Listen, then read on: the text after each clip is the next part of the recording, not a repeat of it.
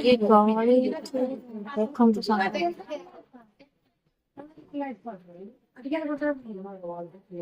ଏଇଠୁ ଅପେକ୍ଷା କରିଛି ଆଉ 3ଟା ବାଜିଗଲାଣି କିନ୍ତୁ ଆମ ସରିନି।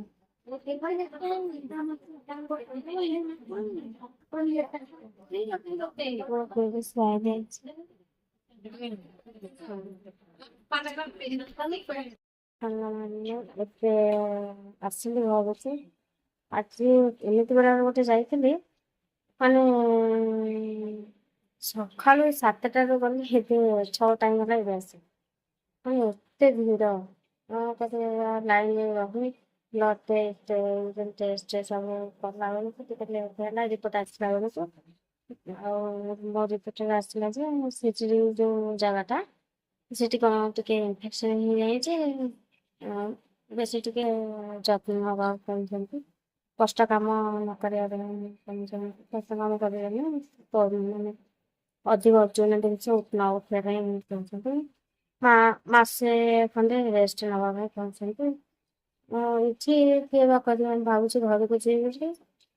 ଦେଖିବା ମୋ ଶାଶୁ ଶାଶୁଙ୍କୁ କହିବି ଘରକୁ ପଠେଇବାକୁ ନେଇ ଘରକୁ ଗଲେ ଭଲ ହୁଅନ୍ତା। ମା କରନ୍ତା ଦେହଟା ଯେତେବେଳେ ହେଲା ନାହିଁ ଝିଅର କଷ୍ଟ ମା ହିଁ ବୁଝିପାରିବ ନା। ଶାଶୁ ବୁଝିପାରିବ ଯେ କିନ୍ତୁ ଶାଶୁ ଝିଅ ନା ମୋ ଶାଶୁ ବହୁତ ଭଲ ଯେ କିନ୍ତୁ ଝିଅ ଇଏ କଷ୍ଟ ଟାଇମରେ ଟିକେ ମା ଖୋଜେ ନା। ସେଥିପାଇଁ ଇଚ୍ଛା ହଉଛି ଘରକୁ ଯିବାକୁ।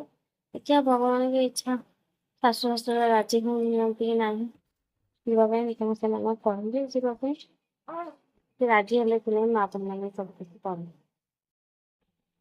ତ ସାଙ୍ଗମାନେ ମୋ ଭିଡ଼ିଓ ଯଦି ଆପଣମାନଙ୍କୁ ଭଲ ଲାଗୁଛି ଲାଇକ୍ ସେୟାର କମେଣ୍ଟ ସବସ୍କ୍ରାଇବ କରିଦିଅନ୍ତୁ।